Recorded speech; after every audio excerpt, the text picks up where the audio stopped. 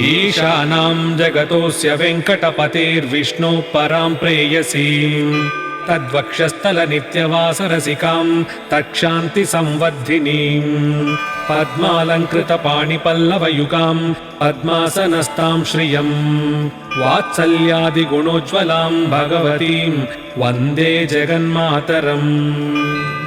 श्रीमन्कृपाजलनिधे कृत सर्वलोक सर्वज्ञशक्तनतवत्सल सर्वशेषिन् स्वामिन् सुशील सुलभाश्रित पारिजात श्रीवेङ्कटेश चरणौ शरणं प्रपद्ये।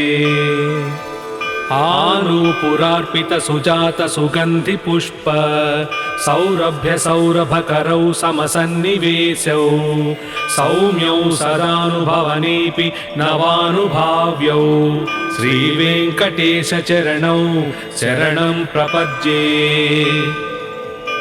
सद्यो विकासि समुदित्वर सान्द्रराग सौरभ्य निर्भर सरोरुह साम्यवार्ताम् सम्यक्षुसाहस पदेषु विलेखयन्तौ श्रीवेङ्कटेश चरणौ शरणं प्रपद्ये। रेखामयध्वज सुधाकलशातपत्र वज्राङ्कुशाम्बुरुह कल्पक शङ्खचक्रैः भव्यैरलङ्कृततलौ परतत्त्वचिह्नैः श्रीवेङ्कटेश चरणौ शरणं प्रपद्ये। ताम्रोदरद्युतिपराजित पद्मरागौ बाह्यैर्महोभिरभिभूत महेन्द्रनीलौ उज्जन्नकांशुभिरुदस्त शशाङ्कभासौ श्रीवेङ्कटेश चरणौ शरणं प्रपद्ये। सप्रेम भीति कमलाकर पल्लवाभ्याम् संवाहनी सपति क्लममादधानौ कान्ताववाङ्मनसगोचर सौकुमार्यौ श्रीवेङ्कटेश चरणौ शरणं प्रपद्ये। लक्ष्मी महीतदनुरूप निजानुभाव नीलादिदिव्यमहिषीकर पल्लवानाम् आरुण्य संक्रमणतः किल सान्द्ररागौ श्रीवेङ्कटेश चरणौ शरणं प्रपद्ये। नित्यानमद्भिः शिवादि किरीटकोटि प्रत्युप्त दीप्त नवरत्न महप्ररोहैः नीराजनाविधिमुदारमुपादधानौ श्रीवेङ्कटेश चरणौ शरणं प्रपद्ये। विष्णुपदे परम इत्युदित प्रशंसौ यौ मध्व उत्स इति भोग्यतयाप्युपात्तौ भूयस्तदेति तव पाणितलप्रदिष्टौ श्रीवेङ्कटेश चरणौ शरणं प्रपद्ये। पार्थाय तत्सदृशसारथिना त्वयैव यौ दर्शितौ स्वचरणौ शरणं व्रजेति भूयोऽपि मह्यमिह तौ करदर्शितौ ते श्रीवेङ्कटेश चरणौ शरणं प्रपद्ये। मन्मूर्तिकालीयपणिविकटाटवीषु श्रीवेङ्कटाद्रिशिखरे शिरसि श्रुतीनाम् चित्तेऽप्यनन्यमनसां सममाहितौ ते श्रीवेङ्कटेश चरणौ शरणं प्रपद्ये। अम्लानहृष्यदवनीतलकीर्णपुष्पौ श्रीवेङ्कटाद्रिशिखराभरणायमानौ आनन्दिताखिलमनोनयनौ तवैतौ श्रीवेङ्कटेश चरणौ शरणं प्रपद्ये। प्रायः प्रसन्न जनता प्रथमावगाह्यौ मातुस्थनाविव शिरोरमृतायमानौ प्राप्तौ परस्पर तुलामतुलादरौ ते श्रीवेङ्कटेश चरणौ शरणं प्रपद्ये। सत्त्वोत्तरैः सतत सेव्य पदाम्बुजेन संसारतारकदयार्द्रदृगञ्चलेन सौम्योपयन्तृमुनिनाममदर्शितौ ते श्रीवेङ्कटेशचरणौ शरणं प्रपद्ये श्रीशश्रिया घटिकया त्वदुपाय भावे प्राप्ये त्वयि स्वयमुपेयतया स्फुरन्त्या नित्याश्रियाय निरवद्य गुणाय तुभ्यं स्यां किङ्करो वृषगिरीश न जातु मह्यम्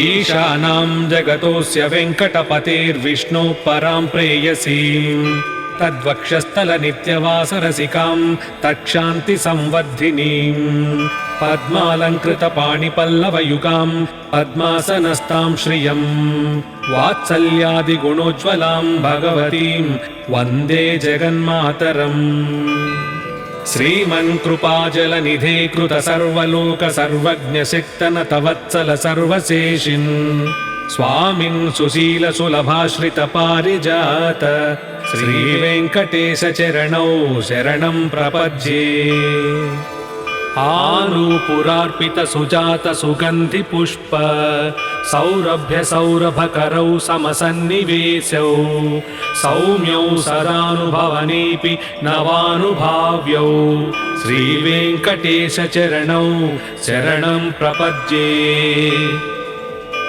सद्यो विकासि समुदित्वरसान्द्रराग सौरभ्य निर्भर सरोरुह साम्यवार्तां सम्यक्षुसाहसपदेषु विलेखयन्तौ श्रीवेङ्कटेशचरणौ शरणं प्रपद्ये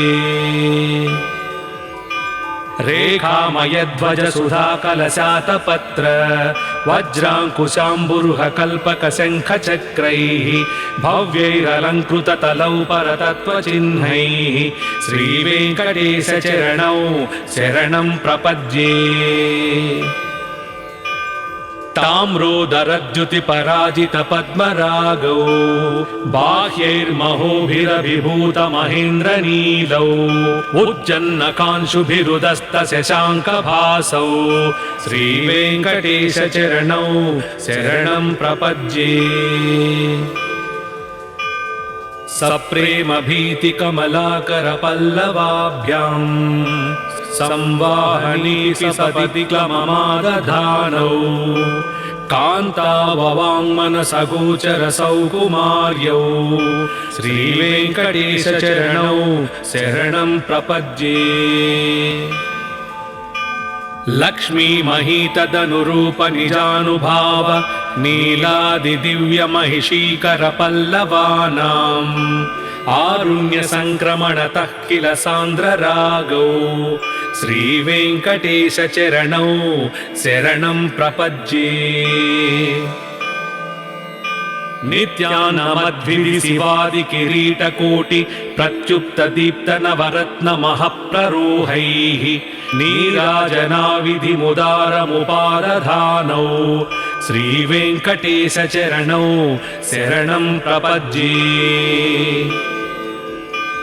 विष्णुपदे परम इत्युदित प्रशंसौ यौ मध्व उत्स इति भोग्यतयाप्युपात्तौ भूयस्तदेति तव पाणितलप्रदिष्टौ श्रीवेङ्कटेशचरणौ शरणं प्रपद्ये पार्थाय तत्सदृशसारथिना त्वयैव यौ दर्शितौ स्वचरणौ शरणं व्रजेति भूयोऽपि मह्यमिह तौ करदर्शितौ ते श्रीवेङ्कटेशचरणौ शरणं प्रपद्ये मन्मूर्तिकालीयपणिविकटाटवीषु श्रीवेङ्कटाद्रिशिखरे शिरसि श्रुतीनां चित्तेऽप्यनन्यमनसां सममाहितौ ते श्रीवेङ्कटेशचरणौ शरणं प्रपद्ये अम्लानहृष्यदवनीतलकीर्णपुष्पौ श्रीवेङ्कटाद्रिशिखराभरणायमानौ आनन्दिताखिलमनोनयनौ तवैतौ श्रीवेङ्कटेशचरणौ शरणं प्रपद्ये। प्रायः प्रसन्नजनता प्रथमावगाह्यौ मातुस्थनाविव शिरोरमृतायमानौ प्राप्तौ परस्परतुलामतुलादरौ ते श्रीवेङ्कटेशचरणौ शरणं प्रपद्ये। सत्त्वोत्तरैः सततसेव्यपदाम्बुजेन संसारतारकदयार्द्रदृगञ्चलेन सौम्योपयन्तृमुनिनाममदर्शितौ ते श्रीवेङ्कटेशचरणौ शरणं प्रपद्ये। श्रीशश्रिया घटिकया त्वदुपाय भावे प्राप्ये त्वयि स्वयमुपेयतया स्फुरन्त्या नित्याश्रियाय निरवद्य गुणाय तुभ्यं स्यां किङ्करो वृषगिरीश न जातु मह्यम्।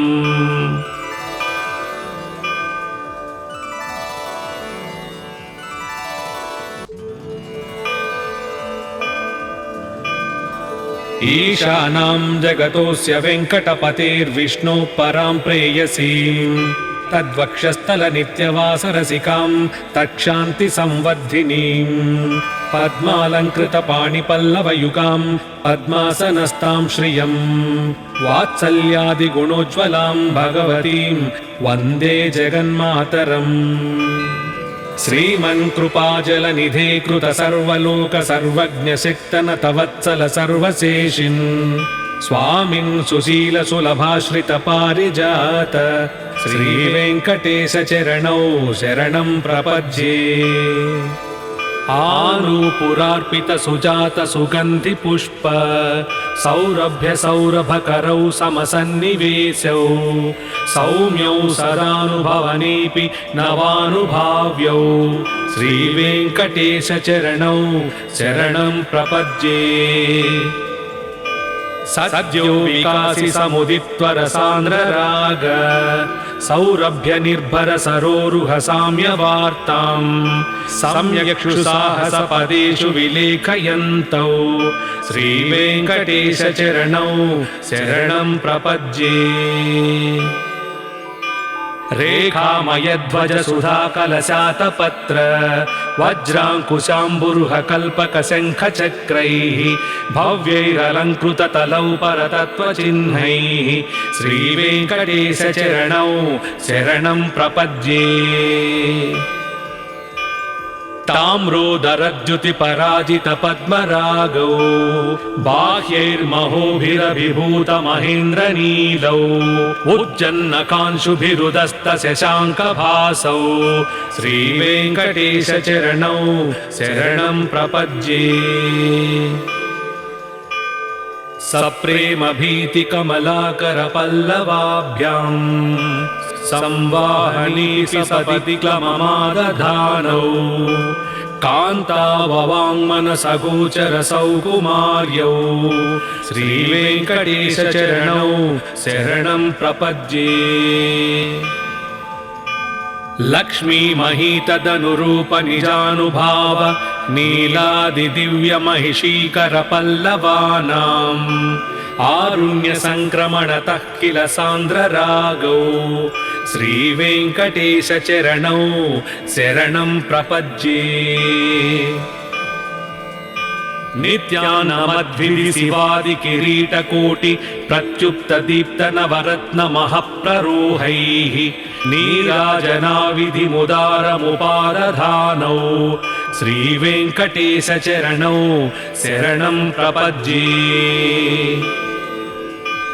विष्णुपदे परम इत्युदितप्रशंसौ यौ मध्व उत्स इति भोग्यतयाप्युपात्तौ भूयस्तदेति तव पाणितलप्रदिष्टौ श्रीवेङ्कटेशचरणौ शरणं प्रपद्ये।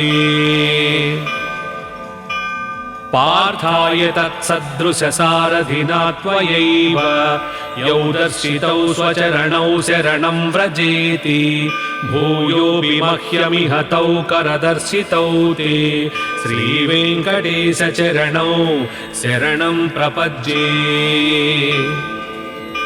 मन्मूर्तिकालीयपणिविकटाटवीषु श्रीवेङ्कटाद्रिशिखरे शिरसि श्रुतीनां चित्तेऽप्यनन्यमनसां सममाहितौ ते श्रीवेङ्कटेशचरणौ शरणं प्रपद्ये अम्लानहृष्यदवनीतलकीर्णपुष्पौ श्रीवेङ्कटाद्रिशिखराभरणायमानौ आनन्दिताखिलमनोनयनौ तवैतौ श्रीवेङ्कटेशचरणौ शरणं प्रपद्ये प्रायः प्रसन्नजनता प्रथमावगाह्यौ मातुस्थनाविव शिरोरमृतायमानौ प्राप्तौ परस्परतुलामतुलान्तरौ ते श्रीवेङ्कटेशचरणौ शरणं प्रपद्ये सत्त्वोत्तरैः सततसेव्यपदाम्बुजेन संसारतारकदयार्द्रदृगञ्चलेन सौम्योपयन्तृमुनिना मदर्शितौ ते श्रीवेङ्कटेशचरणौ शरणं प्रपद्ये श्रीशश्रिया घटिकया त्वदुपाय भावे प्राप्ये त्वयि स्वयमुपेयतया स्फुरन्त्या नित्याश्रियाय निरवद्य गुणाय तुभ्यं स्यां किङ्करो वृषगिरीश न जातु मह्यम्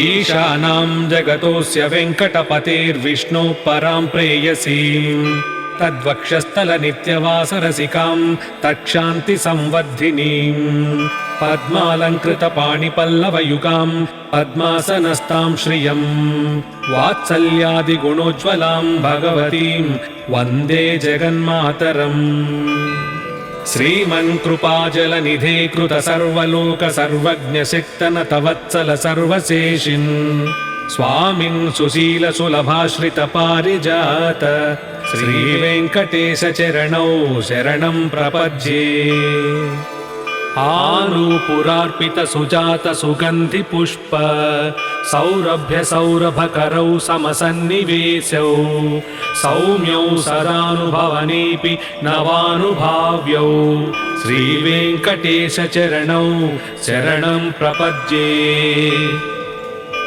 सद्यो विकासि समुदित्वरसान्द्रराग सौरभ्य निर्भर सरोरुह साम्यवार्तां सम्यक्षुसाहसपदेषु विलेखयन्तौ श्रीवेङ्कटेशचरणौ शरणं प्रपद्ये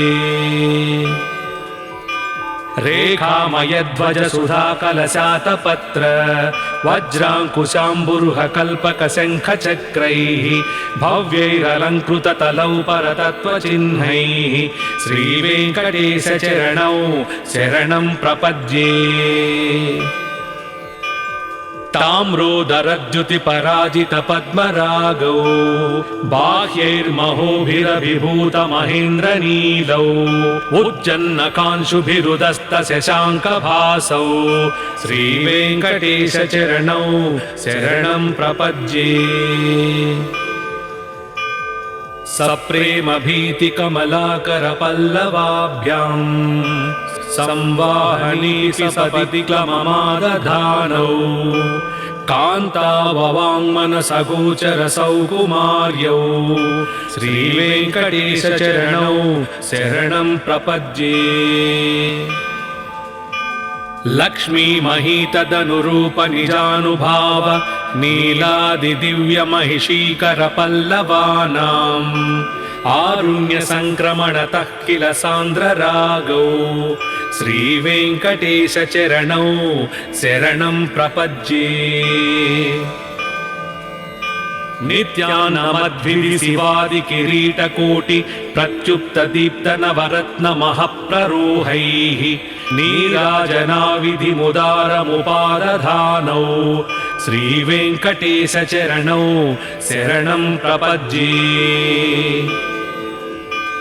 विष्णुपदे परम इत्युदित प्रशंसौ यौ मध्व उत्स इति भोग्यतयाप्युपात्तौ भूयस्तदेति तव पाणितलप्रदिष्टौ श्रीवेङ्कटेश चरणौ शरणं प्रपद्ये। पार्थाय तत्सदृशसारथिना त्वयैव यौ दर्शितौ स्वचरणौ शरणं व्रजेति भूयोऽपि मह्यमिह तौ करदर्शितौ ते श्रीवेङ्कटेश चरणौ शरणं प्रपद्ये।